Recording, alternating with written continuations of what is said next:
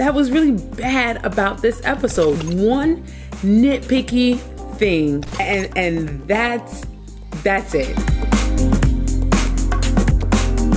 Let's go! What's up, Geek Gang? This is Lainey by Geek by Heart, here to talk about another episode of The Last of Us. We are going to talk about episode 6, The Good, The Bad, and The Ugly. Let's go. All right, so let's talk about the good. First off, this is a spoiler off the back, in all honesty, for part 2 of the game. If you don't want to listen about this particular good, then I would say skip this part of the segment. With that being said, the town that they are in, HBO say, you know what? We don't know if we're going to get a season 2, but we're going to force y'all to give us season 2 because that town ripped. Okay, from the game, from part 2, it looks great. All right, it looks every bit of what you want it to look for in a video game adaptation. Plus, I love the fact that they're doing that now because it gives you a sense of like, this is what Joel and Ellie could possibly go and live towards. And it raises the stakes even higher. And I just thought that was such a smart move by everyone involved to be like, you know what, we're not going to adapt the part 1 when they see Joel and when they see Tommy, not where they're at. We're going to adapt the actual town of part 2. And if you're just watching this and you don't know about the game, you wouldn't understand how important it is and how awesome it was to see this. But for gamers, I know y'all was like, yo, this is dope. So kudos to y'all who thought about that. As usual, they did a lot of justice to the game by lifting a lot of conversations that came in the game, but I want to focus on just one specific conversation, which I think was the most important a part of not only of this episode, but possibly the series. It is when that Joel and Ellie are talking, and Joel's like, you know what? I think we need to go our separate ways. My brother can take you. I'm going to be a liability.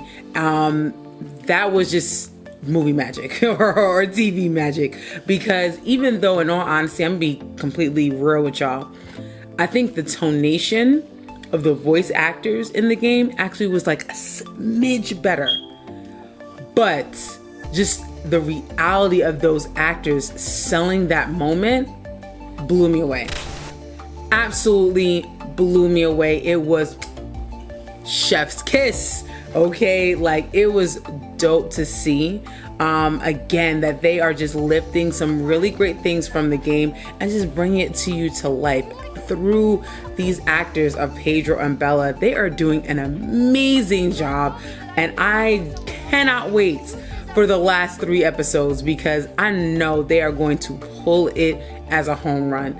I'm gonna say a shout out is actually for another scene that wasn't in the game, which was when Joel and Pedro were first talking in the bar. That was pretty cool to see because I liked the dynamic change between the brothers. In the game, when you first see Tommy after they've been separated, it wasn't happy. It was just like, yo, all right, bro, what's up? You know? But like this, you can feel the love between those two, and then you can feel the pain between those two in that conversation. And once again, it is now that they are not only elevating the game, but they are making it more for everyone to understand just what is going on between these two and something to hold on to.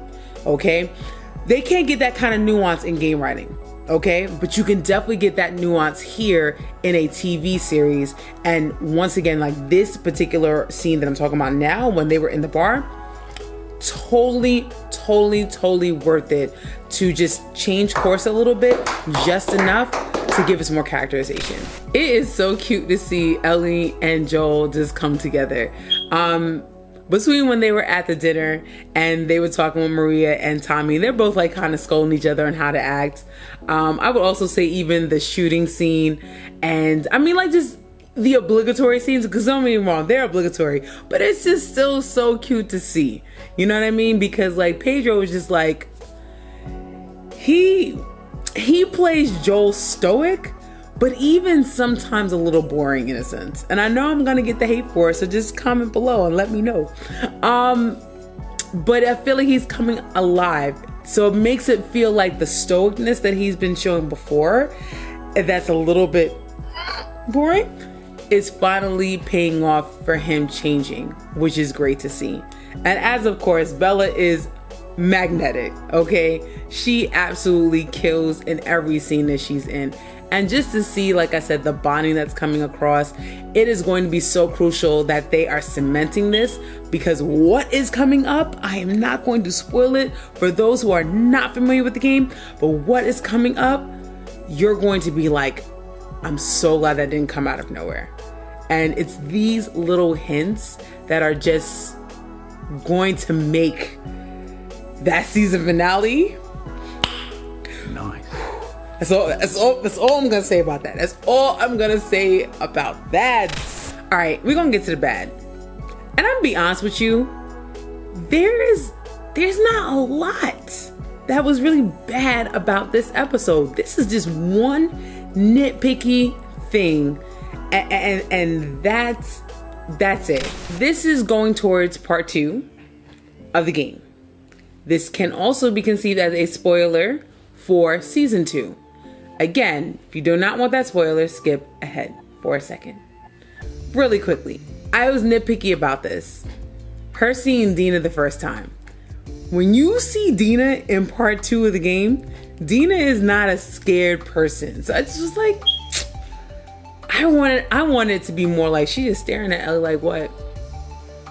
She might walk away with a little smile and keep it moving, but like, she's not a scared person. But I am almost positive the girl in the diner, I keep saying diner, the girl in the dinner that was staring at Ellie, that has got to be Dina. If it is not, they shocked the hell out of all of us. I will say that. All right, and here is the ugly. And again, this is also nitpicky, but no, I will not say that. It's not nitpicky. I think there's a little bit of an issue at this point. So there are some times that there should be clicker encounters that they're choosing not to do. And I get they're choosing not to do it so that they can be more character driven. But let's not forget what this is about. This is a post-apocalyptic landscape, all right? That is with various monsters, and we need to see more. For instance, going back into the game, bringing it back to where you see on this episode. When they get to the university, Joel separates from Ellie and he is battling clickers. We should have gotten that. I felt like that was such a missed opportunity, especially when they were like, they're in the lobby and they hear something. In the game, Joel goes to investigate that and he's gonna fight clickers. They could have done that. Like, I miss that kind of close encounter that we got in the museum in episode 2. We need to see more of that. Because don't get me wrong, episode 5 was good. Okay, that big explosion and everything in the town, that was good. But I now want to see some close encounters. I want to see some tenseness, because they gave us a piece of that in episode 2, which was outstanding. But where's it been now? You know what I mean? Like, even when you were back with the boys, okay, and it was the 4 of you guys, there was like a whole, like, not subway scene, like underground scene where you had to battle clickers as well. Okay, you had to battle the infected as well. They cut that out. And again, at least in episode 5, it pays off at the end. But let's not forget what some of the fans are really rooting to see. Those encounters with the infected. Those like, oh my God, are they going to survive? Because as a player, you are definitely being like, am I gonna survive this? Can I duck? Let me not make any noise, okay? If I throw it here, okay, to distract them, is it gonna work? All that type of shit, okay? That could be brought to screen really well. And so I hope that with our last couple of episodes, there's gonna be something of that nature, okay? Where there's gonna be a few, again, like the museum scene, recreate that magic for us, all right? Because don't get me wrong, again, this is a great series, but I need to have more infected, some close encounters with infected. So I feel like this is a missed opportunity that I hope and they are going to make up for. Because if we're going towards what the game is, there's about 3 more episodes left, right? We know we're going to get a flashback episode. And some of the other episodes after that flashback episode, there should be at least one more. There should be at least one more. So let's hope that they bring that to screen. All right, and that was the good, the bad, and the ugly of episode 6 of The Last of Us. Listen, if it's your first time here, don't let it be your last. Click that subscribe button, put that like, put that notification on so you can never miss another video from us. All right, this has been Lainey. We are Geek by Heart, and we will see you when we see you when we see you. Peace.